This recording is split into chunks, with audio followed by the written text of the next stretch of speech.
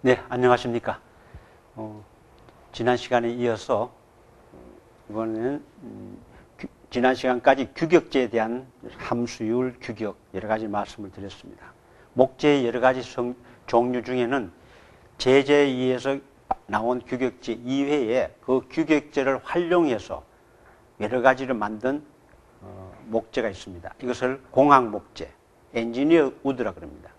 어떻게 보면 목재가 쓰여질 수 있는 앞으로의 가장 가능성 있고 활용성 있는 하나의 재료로 봅니다. 특히 한국의 우리나라에서 나무가 작은 나무가 소경재가 많은 나라에서는 이 공학 목재는 소경재를 모아서 큰 나무를 큰 목재를 만들 수 있는 바로 그것이 엔지니어 우드입니다.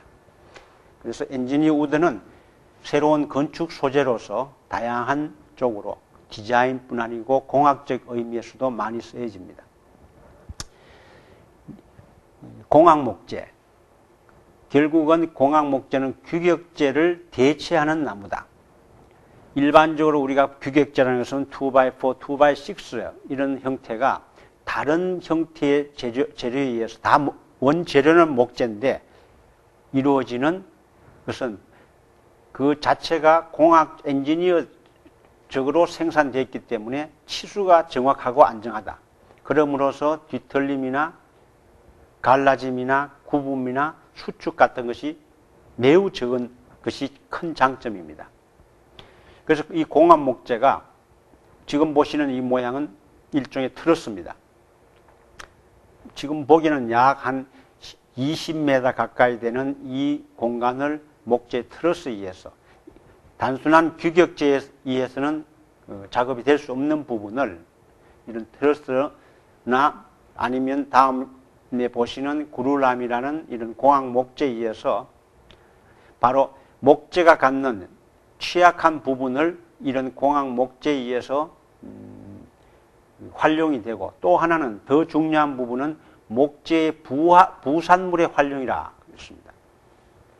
목재는 규격재, 어떤 크기의 나무를 자르고 나면 남는 작은 여러 가지 칩이나 많은 그 부산물이 나옵니다.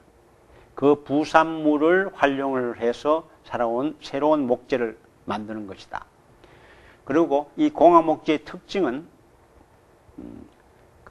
여러 가지로 가공을 했기 때문에 구조체 자체가 마감재를 쓸 수 있는 좋은 장점을 갖고 있습니다.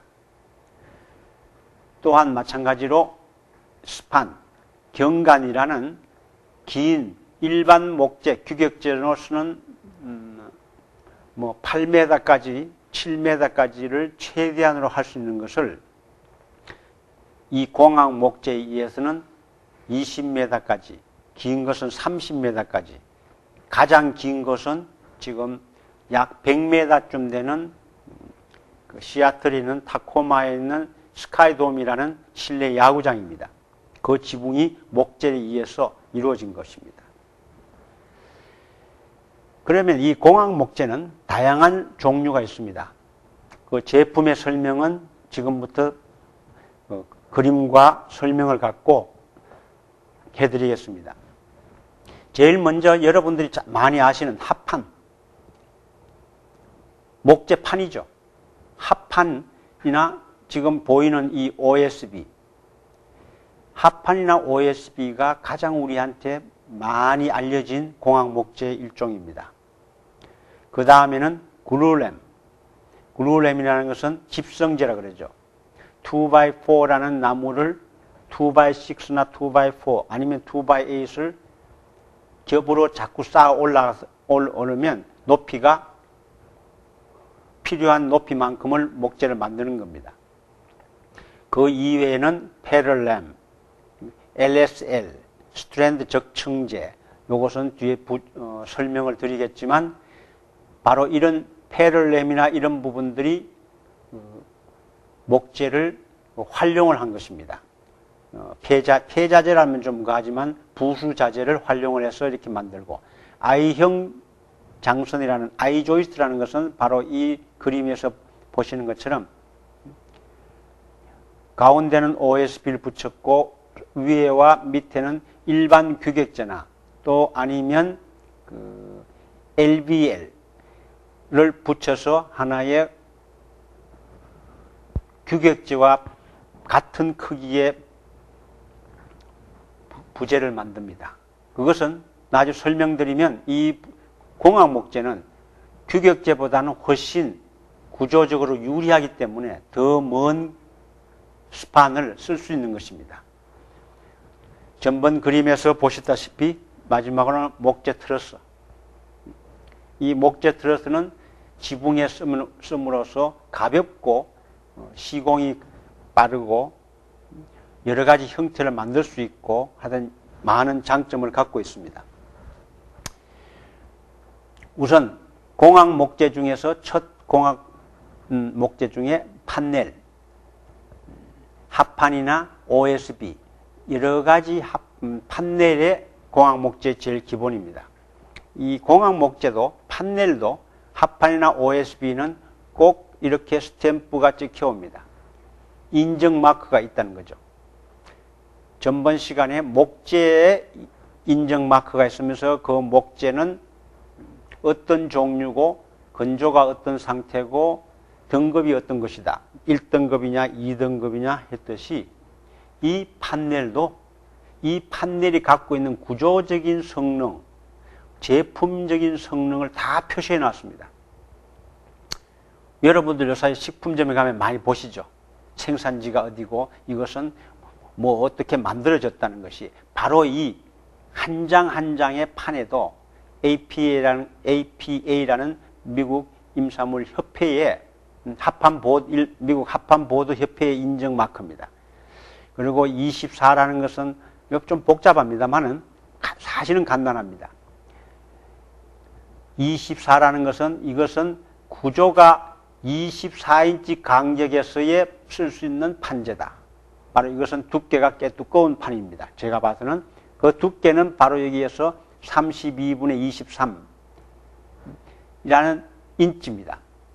32분의 20, 약 18mm 정도의 두께입니다. 그래서 이것은 이 마크만 보고도 이 OSB는 바닥에 쓰는 거구나. 벽에 쓰는 건 아닙니다. 벽은 조금 훨씬 얇아도 상관없습니다.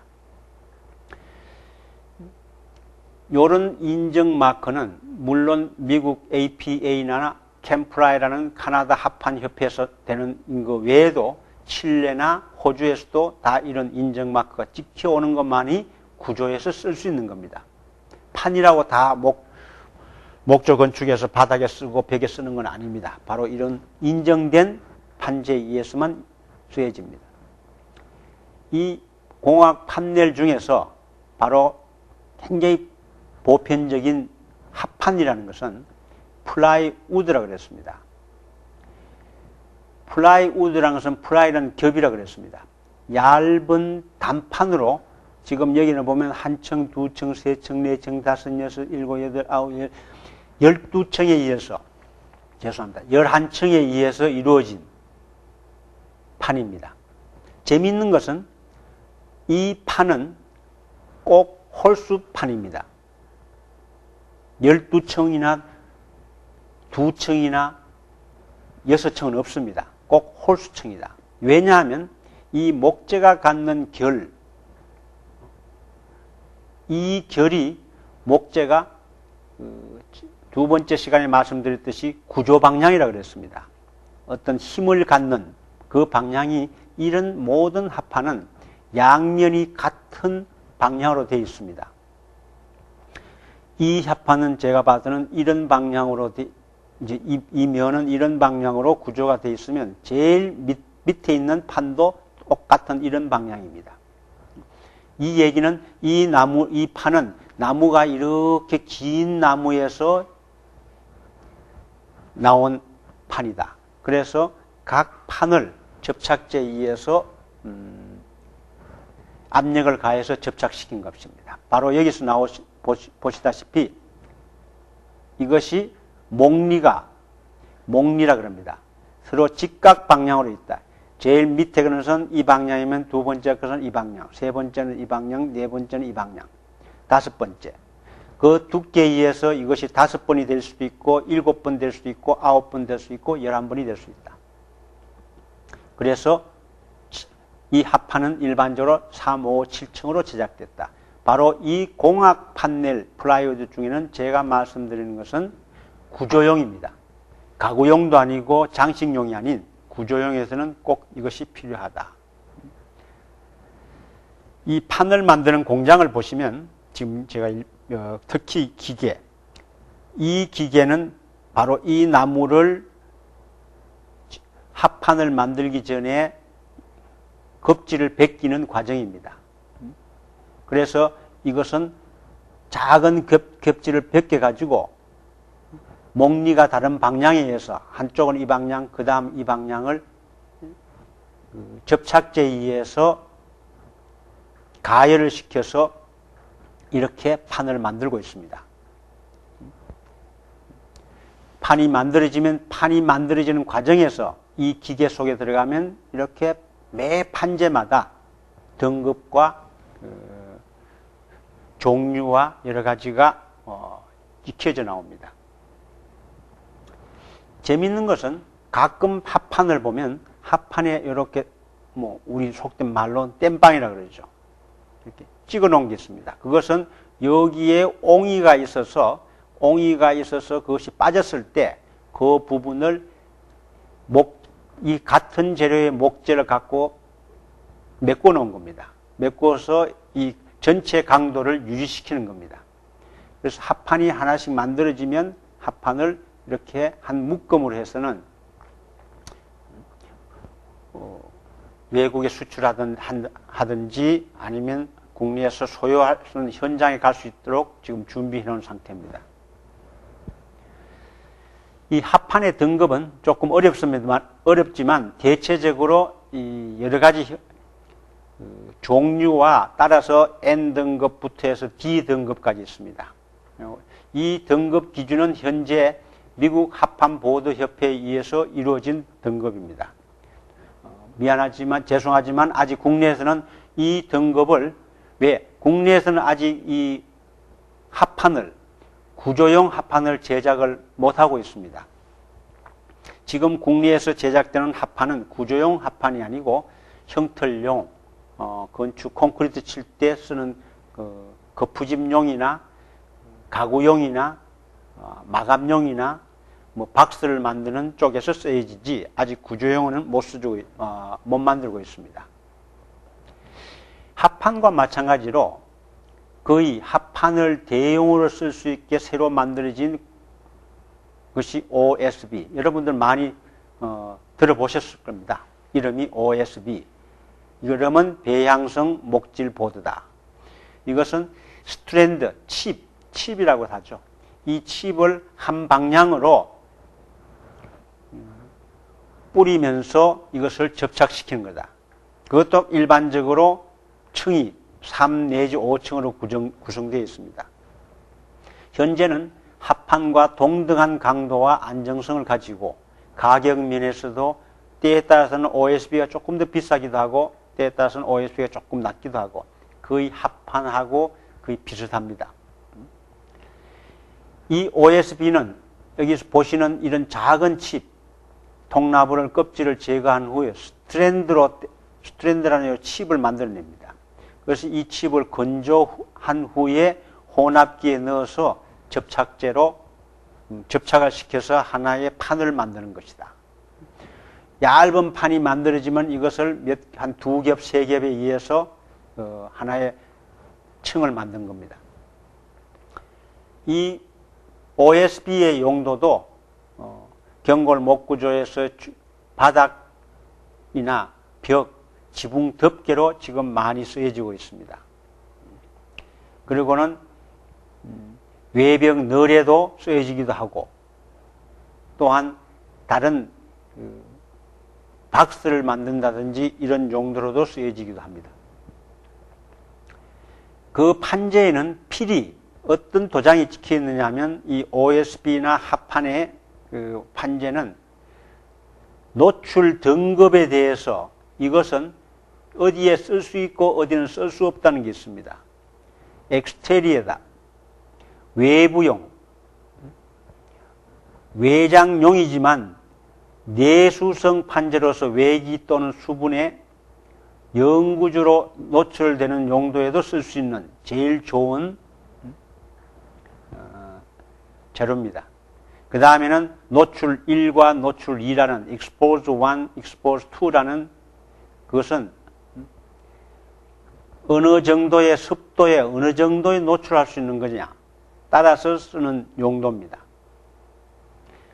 그리고 인테리어용은 아예 실내용으로서 외부에 노출을 하면 안 됩니다. 그래서 때에 따라서는 지금 국내에서도 이 등급이 표시되지 않는 어떤 나라에서 OSB가 와서는 외부용에 쓰여지는 경우가 있습니다. 그거는 실제는 내부용인데 외부용으로 쓰이다 보면 공사 과정에서 비를 맞는다든지 습기를 많이 받게 되면 벌써 거기에는 변형이 생깁니다. 그건 굉장히 중요한 부분입니다.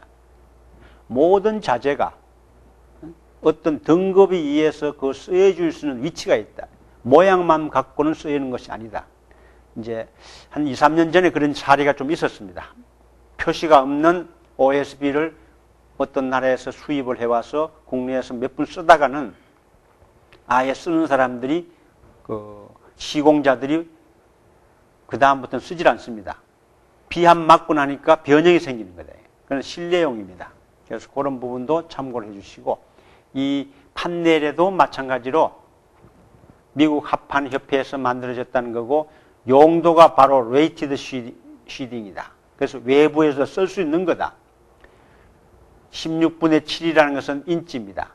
약 11mm, 11.5mm쯤 되는 두께는 일반 외부 벽의 벽력입니다. 이런 두께 갖고 바닥에 쓰면 안 되겠죠. 그리고 가장 중요한 것은 여기에 24와 16이라는 게 있습니다. 24와 16은 앞에 있는 24는 지붕에서의 석갈의 간격을 최대 간격을 표시해 주는 겁니다. 이 판은 갖고는 지붕에서 바닥이 아닙니다. 지붕에서는 최대로 석가래가 16인치까지 쓸 수 있다. 그런데 이것이 바닥에서는 예를 들어서 바닥에서는 16인치까지 쓸 수 있다. 이런 간격을 표시해 주는 겁니다. 그리고는 엑스포스 1 외부 노출 등급이다. 그렇다고 외부 노출이라고 해서 이것을 외부 마감으로 쓸 수 있다는 얘기는 아닙니다.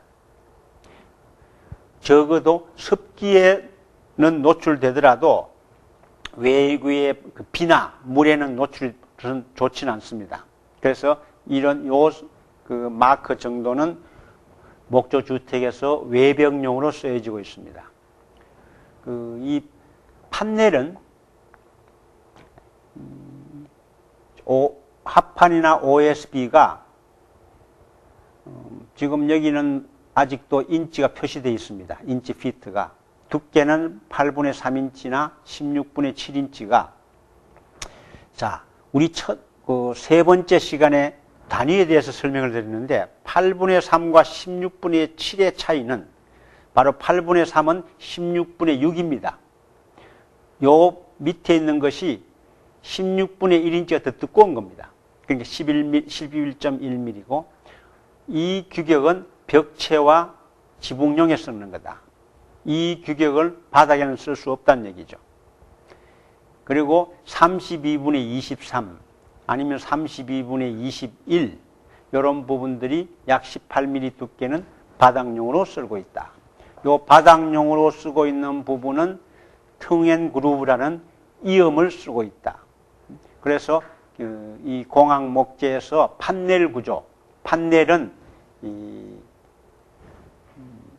OSB나 합판의 어떤 용도와 크기와 두께에 대해서 설명을 드렸습니다. 네, 감사합니다.